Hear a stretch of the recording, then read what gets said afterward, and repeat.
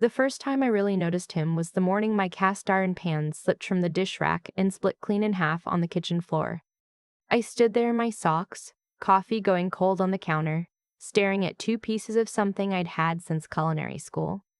My ex-husband had always called it that ugly thing. He'd been right that it was old. He'd been wrong about everything else. I'd moved into the ground floor unit on Balsam Street 3 weeks after signing the separation agreement. Calgary in February is not a forgiving city for starting over. The wind comes off the Bow River with a particular kind of spite, and my new apartment had single-pane windows that hummed at night, like they were trying to warn me about something. My upstairs neighbor knocked on my door that same morning. I hadn't met him yet.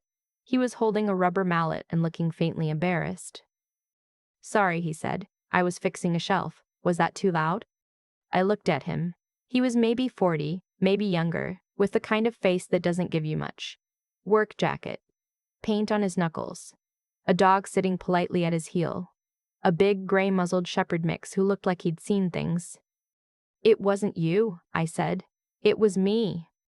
He looked at the panhabs still visible through my open door. "Cast iron," he said. "Yes." He nodded slowly, like this explained something. "Those can be re-seasoned. Even broken ones sometimes, if you weld the crack." I didn't know what to say to that, so I thanked him and closed the door. His name was Owen. I learned that later from the mailboxes. My marriage had lasted 6 years. We'd met when I was 28 at a fundraiser for a hospital foundation that my firm had organized the catering for. He was in commercial real estate. He had a particular way of entering a room that I mistook, for a long time, for confidence. We tried for a baby for 4 of those 6 years. 3 rounds of IUI. 1 round of IVF that ended at 8 weeks. I still don't talk about that one in any detail. What I'll say is that I drove myself home from the clinic, stopped at a Tim Hortons on Macleod Trail, and sat in the parking lot for 2 hours before I could make myself call my mother. My ex-husband came home that evening, patted my shoulder, and asked if I'd made dinner. I thought about that a lot afterward. How a person can show you exactly who they are in a single moment, and you can still spend another year explaining it away. The separation came from his side. I came home to a legal letter on the kitchen island. He'd already spoken to a lawyer. He said he needed a different path forward. He said he hoped I'd understand. I did not understand.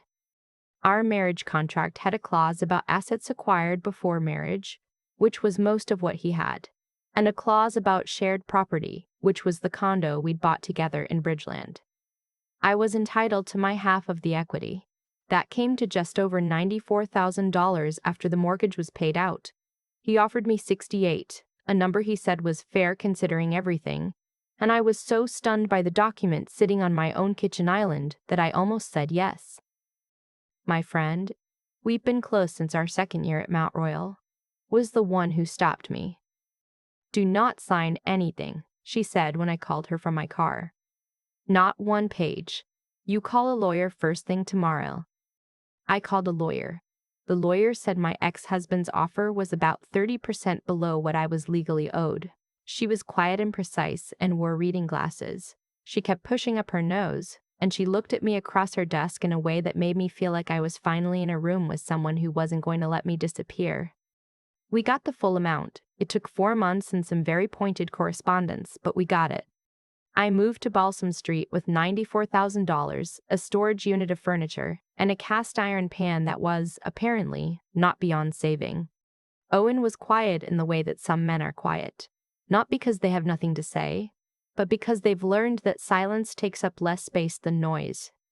He worked from home most days. I heard him sometimes through the ceiling, footsteps moving from one end of his apartment to the other. The occasional low sound of him talking on the phone. The shepherd's name was Barley. I learned that the 3rd time I met Owen in the laundry room when Barley pressed his heavy gray head against my knee and refused to move until I scratched behind his ears. "He does that with people he likes," Owen said, not looking up from sorting his laundry. "How does he know?" I asked. Owen glanced at the dog, then at me. Barley's usually right. I started leaving my door open on Sunday mornings when I made breakfast. It wasn't about Owen exactly. It was about needing the building to feel less like a place I was hiding in, the smell of eggs and butter and the sound of the CBC. I needed those things to feel like choices I was making rather than remnants of a life that had ended. Owen knocked one Sunday in March with a container of leftover buttered chicken. "My sister sent too much," he said. "She always sends too much." I heated it for lunch. It was very good. I sent back the container with 2 pieces of the almond cake I'd made that morning. Left it outside his door with a note that said only, "Thank you." He knocked that evening and said it was the best thing he'd eaten in weeks. I asked him what he did for work. "Consulting," he said. "What kind?" He smiled. Not evasive, more like the question had a longer answer than the doorway allowed. "Risk assessment," he said. "For companies. I look at things that might go wrong before they do." It seemed like a strange job for a man who lived alone above a divorced woman in a Balsam Street walk-up, with a graying dog and paint on his hands every 3rd weekend. I filed it away and didn't ask more. My ex-husband reached out in April. He texted first, "Hope you're settling in. Just wanted to check in." Then, 2 days later, a voicemail. Friendly voice. The voice he used with clients. He said he'd been thinking about our asset division and had some concerns. He said he thought we could have handled it better, between us, without all the back and forth. He said the lawyers had made it adversarial when it didn't need to be. I listened to the voicemail twice, standing in the parking lot behind my building, with Barley sitting at my feet. Owen had asked if I could take him for an afternoon walk. He had a call, and then I put my phone in my pocket and scratched Barley's ears for a while. My friend said, "He's testing whether you're still available to feel bad for him. You are not." My lawyer said, "Do not engage. If he contacts you again about the settlement, forward it to me directly." I forwarded 3 more messages over the next month. My lawyer handled them. What I noticed was that Owen never asked about any of it. He heard me on the phone sometimes. The walls in that building were optimistic about privacy. And he would make tea when I came back in from a call. Leave a cup on the landing outside my door if I hadn't come downstairs yet. He didn't say anything about it. He just left the tea. I started to think about the way certain people take up room in your life before you realize they're doing it. My mother came from Lethbridge in May. She is a woman who has very strong opinions about a great many things and communicates them indirectly via questions. She walked through my apartment and asked whether the windows opened very wide, whether the laundry was en suite, whether I was sleeping. She met Owen in the stairwell on her 2nd day. He was bringing Barley in from a walk. She bent down and let Barley sniff her hand, then looked up at Owen with an expression I recognized as assessment. "You're upstairs," she said. "Yes," he said. "Is it loud, down here?" "No," he said. "She's very quiet." My mother looked at him for another moment, and then at me. And then she smiled in that way she has, the one I've been trying to decode since I was 11. At dinner, she asked, with careful casualness, what Owen did. I said consulting. She asked what kind. I said risk assessment.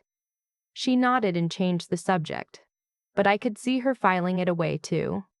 She left on a Sunday.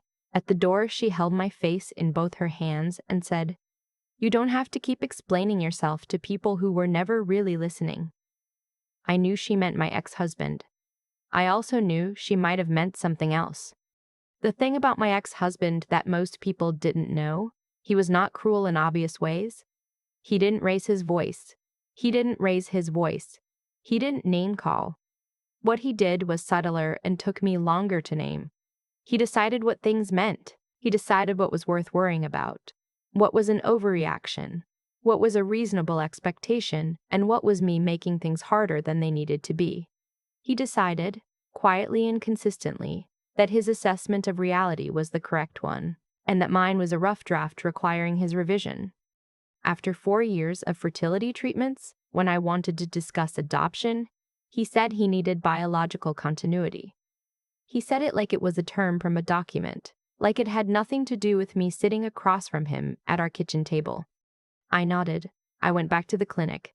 I drove myself home when it didn't work. It took me a long time, after the separation, to trust my own version of events. My lawyer helped with that too, not intentionally, just by the way she spoke to me. Like my account of things was accurate and complete and required no correction. Owen helped too, though I wouldn't have said so at the time.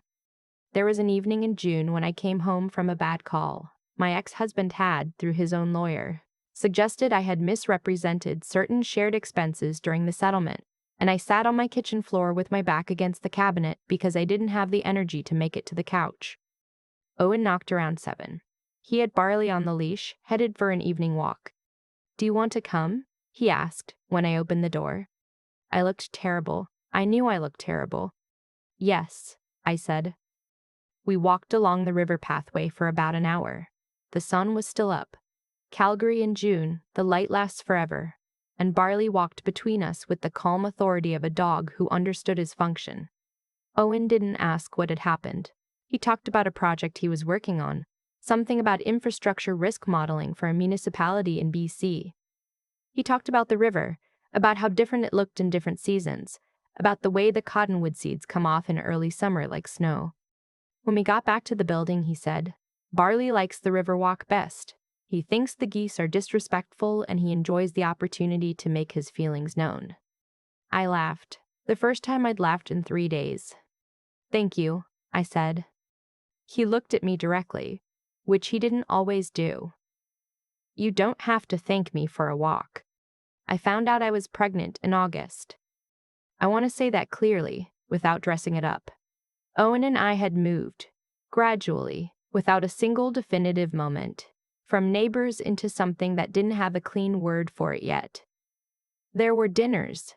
There were evenings where he read at my kitchen table while I worked on proposals for the catering company I'd finally started talking about launching. There were conversations that went until midnight without either of us noticing the time. There was also, this is the part I'd struggled to say even to my friend, until the test made it undeniable. The fact that I had not felt safe with another person in a very long time, and that with Owen I did, and that safety, after everything, felt like something I had forgotten to be afraid of. The test was positive, and then a second test, same result. I sat on the bathroom floor for a while. Barley was with me. Owen had left him while he went to pick something up, and he lay his head across my knees with the patient gravity of a very old and knowing animal. I told Owen that evening. He was quiet for a long moment. Not frozen, just processing, the way he always did, like he was doing the real thinking before he opened his mouth. "Okay," he said finally. "Okay," I repeated. "That's all you have?" "No," he said. "I have a lot more than that. I just wanted to start with the part that's most true." He reached across the table and took my hand, not dramatically, just there, solid. "I'm here," he said. "Whatever you want to do, whatever you need, I'm here." The ultrasound at 12 weeks showed 2. The technician said, "So, twins." And then she said it again because I had not responded the first time. I called my mother from the parking lot of the Foothills Hospital. She cried, which she does very rarely. She said she'd come whenever I needed her. She asked if Owen knew. I said he was parking the car. He appeared around the corner of the building while I was still on the phone, holding 2 coffees and looking at my face with an expression I was only beginning to learn how to read. "2," I said. He stood very still for a moment. Then he smiled, the full one, not the small, careful version, and sat down on the bench beside me. And for a little while we just sat there in the spring sun with the coffee going cool in our hands. And I thought about how different it felt to receive news with someone beside you who was genuinely glad to be there. My ex-husband found out in October. I don't know exactly how. My friend suspected a mutual acquaintance. Calgary is, despite its ambitions, a small city in the ways that matter. He called my cell. I didn't answer. He called again. I let it go to voicemail. His message was not the friendly client voice one. This one was lower, controlled, but strained at the seams. He said he'd heard I was in a relationship and expecting, and that he wanted me to know he thought it was very fast. He said he hoped I'd thought this through. Owen was in the kitchen when I played it. He listened with his arms crossed, his face arranged in the expression I had come to think of as his working face, the one he wore when he was assessing something. "He's frightened," Owen said. "Of what?" "Of you being fine." He said it simply, without drama. "People like that don't mind if you suffer. What they can't tolerate is you not suffering." I had not, in 6 years of marriage, had someone name a thing that accurately on the first try. The meeting happened because my ex-husband asked for one, through my lawyer initially, and then, when I didn't respond through that channel, directly, by showing up at the catering studio I'd rented space in on 17. He walked in on a Thursday morning in November. I was testing a recipe. He looked at the space, the equipment, the lighting, the fact that it existed at all, with an expression he couldn't quite hide. Owen was there. He had no particular reason to be there that morning, except that he was, because we had fallen into the habit of him being where I was, which I had stopped questioning. My ex-husband looked at Owen. Owen looked back. It is genuinely difficult to describe what happened in the next 40 minutes without making it sound like a scene from something. But this is what's true. My ex-husband began the way he always began, which is to say by framing the conversation as a reasonable discussion between adults. He said he just wanted to talk. He said he had concerns as someone who still cared about the pace of things. He said the circumstances seemed complicated. Owen let him finish. Then Owen said, "I know you ran the permit appeal on the Quarry Park development through a numbered company registered to your brother-in-law." My ex-husband stopped. "I know about the 2 investors you brought in under a general partnership structure that wasn't disclosed to your primary lender," Owen said. "I know what you cleared, and I know that none of it showed up in the asset disclosure for your separation." The room was very quiet. "My job," Owen said, "is to look at things that might go wrong before they do. I've been doing that for a long time. I'm good at it." My ex-husband looked at me. I said, "You should go." He went. I will not pretend the next part was simple. There were lawyers, again.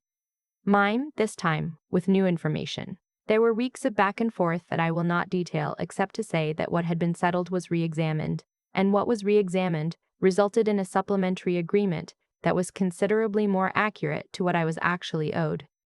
My friend came to Calgary for a week in December. She brought wine and an excessive number of snacks and sat on my couch with her feet tucked under her while I moved around the kitchen. And she said, "You know you did this, right? You made the call, you got the lawyer, you started the business. Owen is lovely, but you were already building." I thought about that for a while. "The pan," I said. She looked at me. "Owen told me cast iron can be welded, even if it breaks."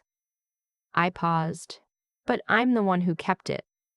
She rolled her eyes at me in a specific way that means she agrees, but won't admit it immediately. The girls were born in early spring. I will say this about the delivery. It was long and it was hard. And at one point I asked the anesthesiologist if she could simply finish the whole project without me. And she said she could not, and she was very kind about it. My mother was there. My friend was in the waiting room and sent updates to Owen, who was also in the waiting room and who, my mother later told me, sat in the same chair for 11 hours and read the same 3 pages of the same book over and over without appearing to notice. When I held them, one and then the other, small and furious and smelling like something new, I thought about the parking lot of the Foothills Hospital, where Owen and I had sat with cooling coffees after the ultrasound. I thought about what it meant to receive good news with someone beside you who had no reason to be afraid of it. Owen came in when they said he could. He looked at the girls the way he always looked at things he was trying to understand properly, carefully, completely, without hurry. "Hello," he said to them quietly.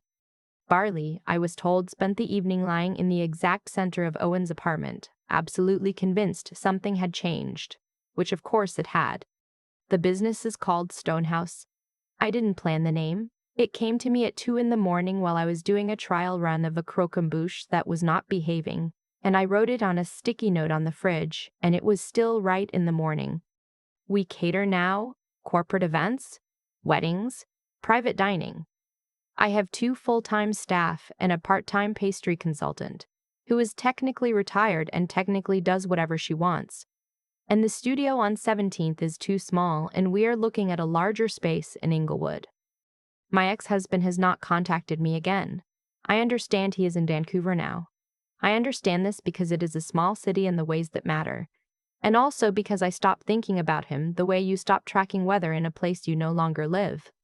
Owen's full name is Owen Calloway, and he is, it turns out, the kind of person who is difficult to summarize accurately to people who haven't met him. He co-founded a risk consulting firm 12 years ago, stepped back from the active partnership 3 years ago, and does retained advisory work now, which means he works from home, takes Briley to the river, fixes things that belong to other people, and is almost always there when I need him, which is the most accurate thing I can say about him. We moved into a house in Ramsey in September. It has a proper kitchen, which I required, and a yard, which Barley required, and a room with good southern light that Owen uses for the work he does on weekends. That is not consulting. Watercolors, mostly, small, careful ones that he doesn't show people, which I find completely characteristic. My mother visited at Thanksgiving. She cooked 3 things she claimed were simple and were not. She sat on the kitchen floor and let both girls crawl across her in the specific way they have developed for people they are attached to. She looked at me across the room with an expression that was not quite relief and not quite satisfaction, and was something older and more complicated than either. "You're okay," she said. "Not a question." "Yes," I said. She nodded, like she'd known, and was glad to be confirmed. There's a cast iron pan on my kitchen wall. Not the original. That one really did break beyond repair. This one came from a shop on Edmonton Trail that sells restored cookware, and it is older than the first one and heavier, and it has been used so many times that the seasoning is built into it like a record of every meal it ever made. Owen hung it. He did not make a thing of it. He found a stud in the wall, used the right hook, made sure it was level. That was all. But I noticed. That is the whole story, I think. Not the parts with lawyers and settlements and men who show up in studios to say things they have no right to say. The whole story is smaller than that and larger. It is a pan on a wall in a kitchen in Ramsey, in a city that is cold in February and beautiful in June, with 2 small people asleep down the hall and a dog on the rug, and a man in the next room, painting something small and careful that he will not show anyone. I used to think starting over meant going back to before. Before the clinic, before the marriage, before the version of myself who nodded when she should have spoken. I know now it means going forward into something you didn't plan, and finding out that some things, the good ones, the real ones, are exactly as solid as they look. There's a cast iron pan hanging on my kitchen wall in Ramsey, not the original. That one cracked clean through on a February morning when I was still figuring out how to live in a ground floor apartment with single pane windows and a life I hadn't chosen. The one on the wall now is older, heavier, seasoned by 100 meals I didn't make. I hung it there because Owen suggested it, and because something about a broken thing being replaced by something more solid felt like the most honest summary I had. I used to think that what happened to me, the years of treatment, the letter on the kitchen island, the $68,000 offered like a favor, happened because I had somehow failed to protect myself. That if I had been smarter or harder or less willing to nod when I should have spoken, I would have been spared it. I don't think that anymore. What I think now is that the choices my ex-husband made came from exactly the kind of person he had decided to be, and the consequences of those choices were always going to follow him. Not as punishment, not as anything cosmic, just as the plain results of treating people like problems to be managed. That's how it works, not dramatically, just consistently. What I had to build was my own part of it. My lawyer didn't give me back what I was owed. She helped me understand that I was allowed to claim it. My friend didn't save me from signing a bad agreement. She told me clearly not to, and I listened. Owen didn't rescue me from anything. He left tea on the landing and took me to the river when I needed to walk, and eventually I understood that what he was offering was just the ordinary decency of a person who had decided, for his own reasons, to be honest. I had to decide to trust that it was real. That's the part nobody talks about when they tell stories like mine. The intelligence it takes. Not cleverness, but the real kind. The kind that lets you look at a situation clearly without explaining it away. To see your own life accurately, after years of someone else's version of it, I had to relearn how to trust my own account. That took time. And it took effort. And some days it took sitting on a kitchen floor with a graying dog on my knees until I could move again. The grit is quieter than people expect. It's not dramatic. It's calling the lawyer when you don't feel like it. It's starting the business when the timing is wrong. It's staying in the studio on a Thursday when your ex-husband walks through the door to remind you he once had standing in your life. It's saying, you should go, just that, just 2 words, and meaning it completely. I think about integrity a lot now. Not the word, the practice of it. The small daily version, saying what I mean, building what I said I'd build, showing up for my girls and for Owen and for the people who showed up for me when I had nothing obvious to offer back. That's what holds a life together. Not the big moments, not the satisfying confrontations. The ordinary faithfulness to what you actually believe. The girls are asleep down the hall. Barley is on the rug. The pan is on the wall. I used to think starting over meant returning to something. Now I think it just means being honest about where you are and building from exactly there.